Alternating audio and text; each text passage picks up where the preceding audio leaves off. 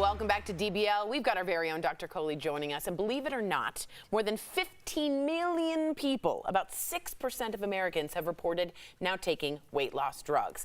And get this, 25,000 people a week are starting these drugs. But a new analysis found that many of those taking the drugs, they're stopping too soon. So, Doc, what did this analysis find, and what's wrong with stopping the drugs too soon? Does it all come back? Well, the way that the drug works, we start at the lowest dose, 0.25. Every month we double it, so 0.25 to 0.5 to 1 to 2. So it takes 3 months to actually get to the target dose. And what this analysis showed is that 30% of people are done by a month, and 58% of people are done before they get to the 3 months. Why? So if you're jumping ship before it even gets to the dose, how is it going to work? The why, Sam, is so interesting. So what would you guess? Because people don't want to spend the money? I heard some people Makes them nauseous, right, is what you would guess, but only 17% actually stop it for side effects. So the majority of it is actually us being impatient and us not having access to care. So when they broke it down, people who lived in disadvantaged neighborhoods, people who didn't have regular access to their doctor were actually the big predictors. In fact, which doctor prescribed it for you was also a predictor of whether or not you stopped it. So if you got it from a generalist like primary care, you're more likely to stop it than from a specialist who may have taken more time to explain how things work. Yes. And how important it is. I think just that explanation shows everybody why you should analyze statistics instead of just looking at something and being like, well, that's what it is. There's always something underneath that you would never expect. Speaking of something you wouldn't expect, they're going to apparently start testing these weight loss drugs because people might think they might make you stop drinking.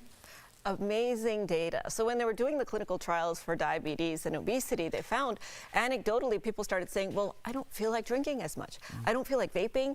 I don't feel like shopping. I don't feel like food addiction. I don't feel any of those addictions that I had before. So then they went back to the animals, to the rodents, and studied them, and they actually turned the volume down on your reward system. So it doesn't just work for food addiction, but many other types of addiction, especially alcohol. It's being very effective. It's like a golden drug. Incredible. So now they're studying it in people who have alcohol abuse disorders, and they've had damage to their liver, and they're looking to see whether it helps the damage. But to me, the outstanding questions from this particular trial are, what dose of the drug do you need? Is it different? Is addiction different than weight gain? So can you take it for a little while, almost like an antidepressant, get over the addiction, and then not have to take it forever? Or do you have to take it the whole time? Yes. Wow. So I'm curious about those sorts of questions, but I think this is fascinating. I mean, imagine if we could give somebody something to help with cocaine, heroin, alcoholism. Meth, alcohol, this is wonderful. all the this things is that we hopeful. with. Yeah. We can talk more because my wife's on this journey. She's a jump shipper, but she lost 15 pounds, and she hasn't drank since last year. So Whoa. It's all kind of. There you go. But who knows if it was from the drinking or the shot? I don't know. We could get into it a lot more. We're studying it. She's at ground zero. Absolutely. All right. So let's switch gears here. Do you know who this guy is? Don't ever do that. Salt Bae. Thanks, Al. Come on. Thanks, pop culture reference. Yeah, it's Salt Bae. So we're talking about people. No, it's the sprinkling You know of the who salt. Salt Bae is. So we're talking about people who just put salt on everything before they taste it. This is my pet peeve. When I marinate a steak and I cook it and you put ketchup or salt, you disrespect my household. Do we have any salters up here? No. I like a touch of Himalayan sea salt, just a touch. You put it on before you cook the steak to get some of the moisture out of it, but not after the steak is cooked. It's sacrilegious.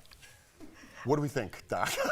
So I'm going to go 2 thumbs down on the salt. I mean, guys, we have study after study telling us how bad salt is for us, and 9 out of 10 of us eat more salt than we're supposed to, and we eat double as much salt as we're supposed to.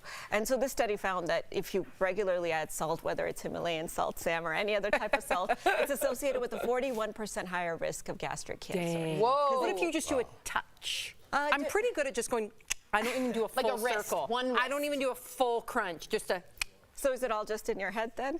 No, I like the little hint. So you know what I'll do? I'll put some potassium chloride in your little Himalayan sea salt shaker. Oh. Because that's much better for you. What's helps potassium you get chloride? rid of sodium. It's the opposite of sodium chloride, which is what salt is. Okay. So if you want to do a little touch, potassium chloride. Okay, Dr. Coley. I love her. K. Like she gives you, something to supplement. It's a dupe. It's a dupe.